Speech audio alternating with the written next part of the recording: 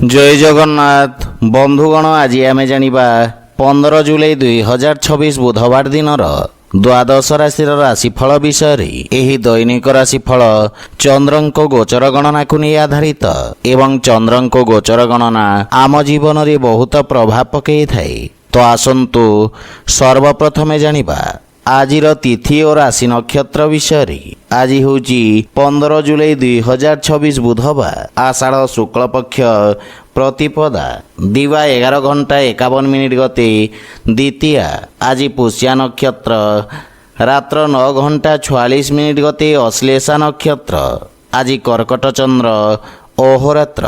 आजिर पर्वोत्सव द्वितीया चंद्र दर्शन और श्रीजीऊ उभा यात्रा। आजिर शुभ बेला दिवा 8:11:33 पर्यंत।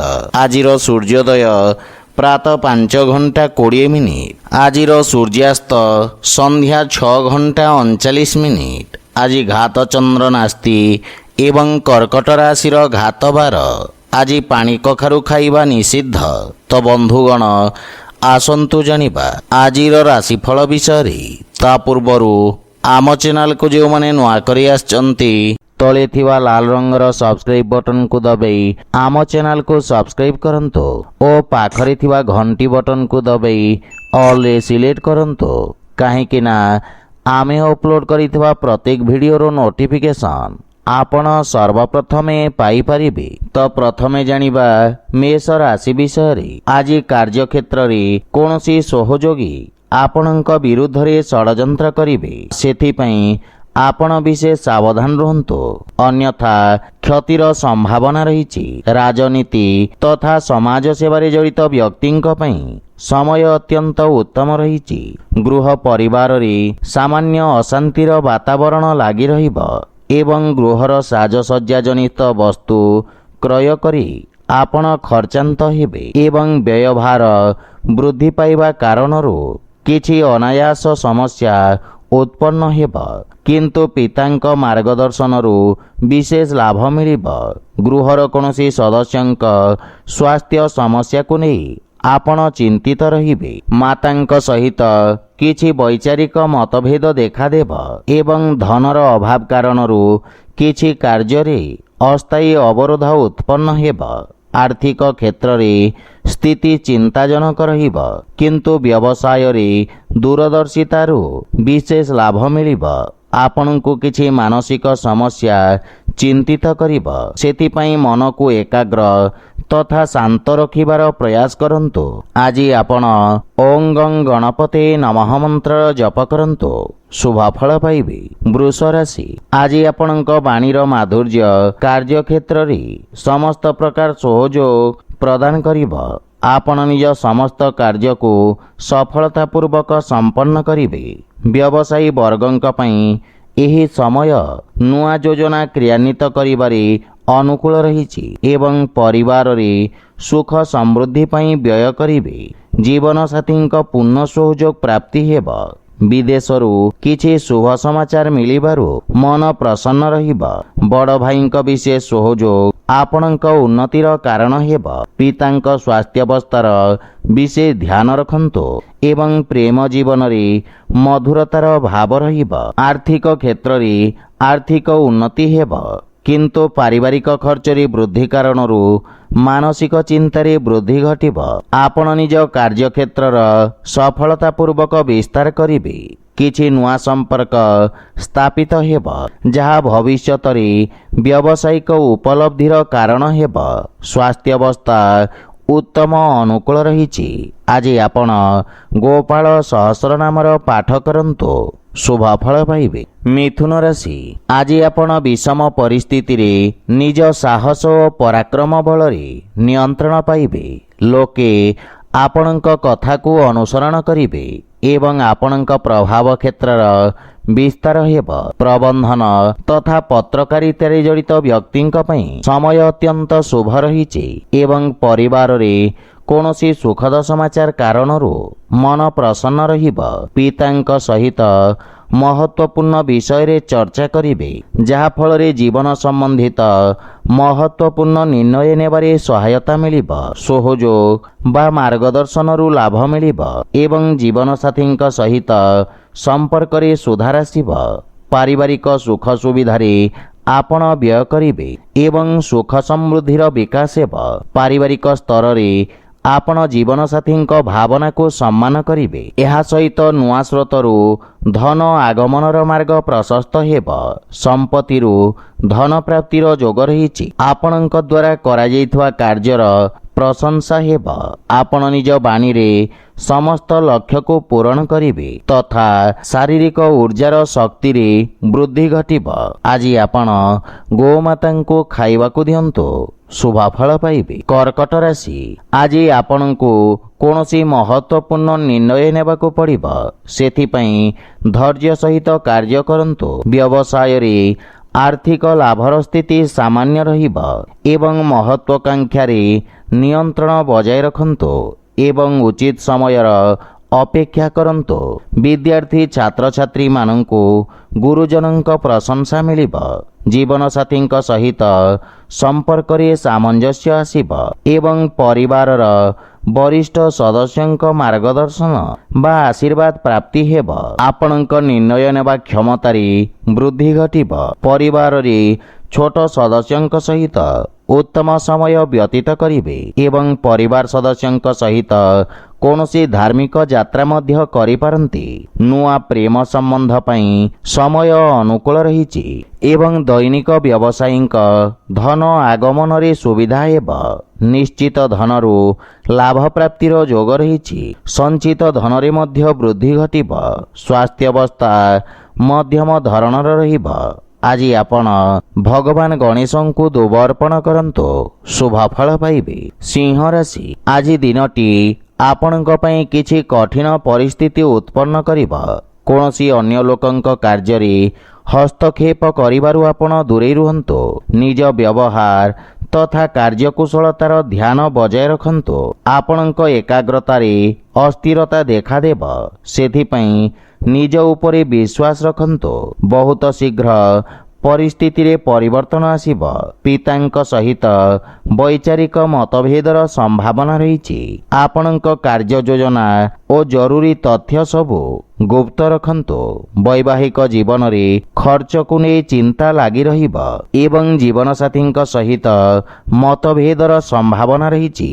କିନ୍ତୁ ପ୍ରେମ ଜୀବନରେ ଆପଣଙ୍କୁ ମାନସିକ ଶାନ୍ତି ପ୍ରାପ୍ତି ହେବ।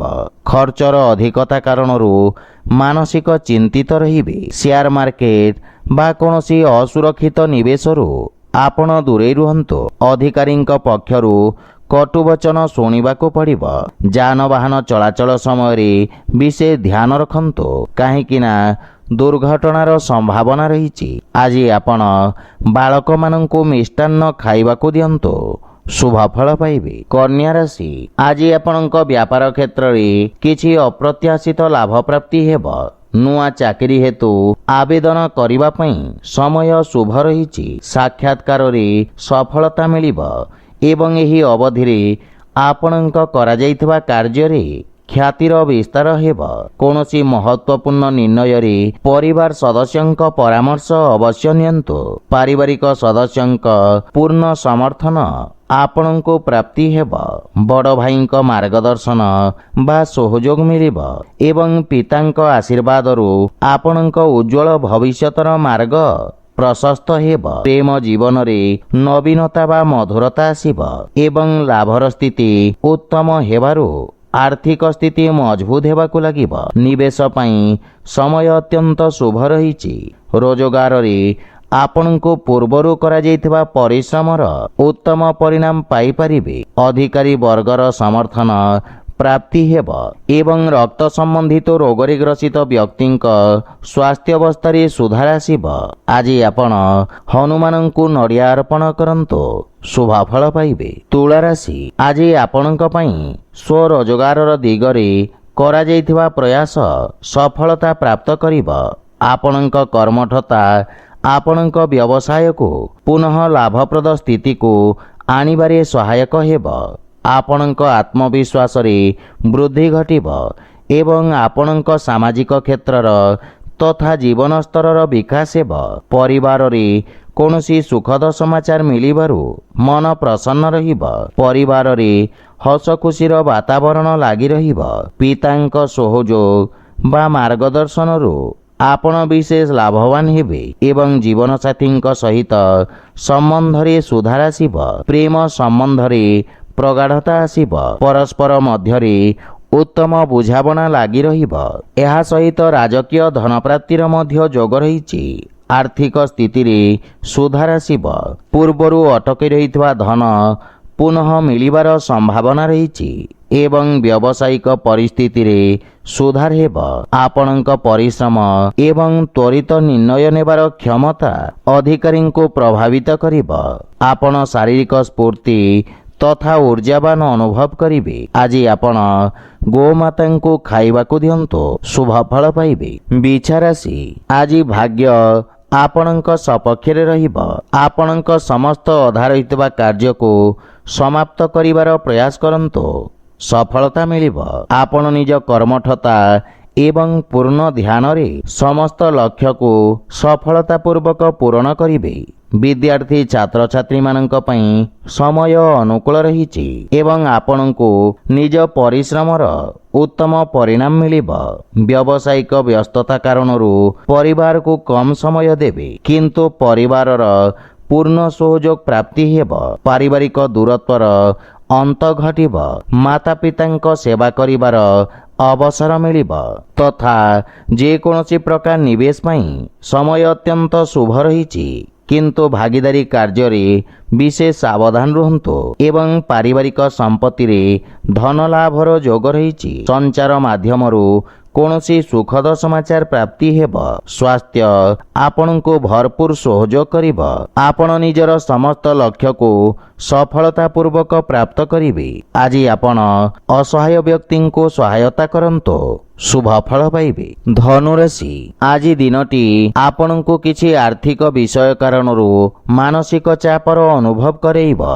ଶତ୍ରୁ ଆପଣଙ୍କ କ୍ଷତି କରିବାର ପ୍ରୟତ୍ନ କରିବେ ଏବଂ କ୍ରୋଧର ଅଧିକତା ମଧ୍ୟ ଆପଣଙ୍କ କ୍ଷତିର କାରଣ ହେବ, କିନ୍ତୁ ଆପଣ ସାହସ ଓ ପରାକ୍ରମ ସହିତ ସଫଳତାପୂର୍ବକ ସମସ୍ତ ସମସ୍ୟାକୁ ସାମ୍ନା କରିବେ। ବିଦ୍ୟାର୍ଥୀ ଛାତ୍ରଛାତ୍ରୀମାନଙ୍କୁ ଆଶାତୀତ ସଫଳତା ପାଇବା ପାଇଁ ଅଧିକ ସଂଘର୍ଷ କରିବାର ଆବଶ୍ୟକତା ରହିଛି। ପରିବାରରେ ବାଞ୍ଛିତ ସହାୟତା ମିଳିବାରେ ବ୍ୟବଧାନ ଉତ୍ପନ୍ନ ହେବାର ସମ୍ଭାବନା ରହିଛି। ଶ୍ୱଶୁର ଘର ପକ୍ଷରୁ ମଧ୍ୟ କୌଣସି ବ୍ୟକ୍ତିଙ୍କ ସହିତ ମତଭେଦର ଆଶଙ୍କା ରହିଛି, କିନ୍ତୁ ଜୀବନସାଥୀଙ୍କ ସହିତ ସମ୍ପର୍କରେ ପ୍ରଗାଢ଼ତା ଆସିବ।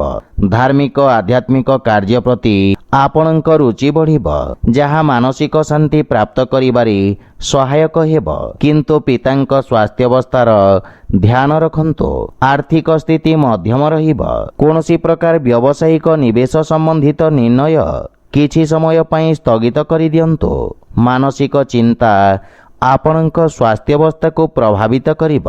ଆଜି ଆପଣ ଅସହାୟ ବ୍ୟକ୍ତିଙ୍କୁ ସାହାଯ୍ୟ କରନ୍ତୁ, ଶୁଭ ଫଳ ପାଇବେ। ମକର ରାଶି, ଆଜି ଭାଗିଦାରୀ କାର୍ଯ୍ୟରେ ଆପଣଙ୍କୁ ସଫଳତା ମିଳିବ। କୌଶଳ କ୍ଷେତ୍ରରେ ଜଡ଼ିତ କୌଣସି ନୂଆ ବ୍ୟାପାରର ପ୍ରାରମ୍ଭ କରୁଥିବା ବ୍ୟକ୍ତିଙ୍କୁ ବିଶେଷ ଲାଭ ମିଳିବ। ଛାତ୍ରଛାତ୍ରୀମାନଙ୍କୁ ଶିକ୍ଷକଙ୍କ ପ୍ରୋତ୍ସାହନ ମିଳିବ। ଆପଣଙ୍କ ସାମାଜିକ କ୍ଷେତ୍ରରେ ଆପଣଙ୍କ ପ୍ରତିଷ୍ଠାର ବିସ୍ତାର ହେବ ଏବଂ ଜୀବନସାଥୀଙ୍କ ସହିତ ମିଶି ଭବିଷ୍ୟତ ଯୋଜନାର ବିଚାର କରିବେ ଏବଂ ସମସ୍ୟାର ସମାଧାନ ବାହାର କରିବେ। ପାରିବାରିକ ଜୀବନରେ ଶାନ୍ତି ସୌହାର୍ଦ୍ଦ୍ୟ ଲାଗି ରହିବ। ବିବାହ ହେତୁ ପ୍ରୟାସରତ ବ୍ୟକ୍ତିଙ୍କୁ ସୁଖଦ ସମାଚାର ପ୍ରାପ୍ତି ହେବ।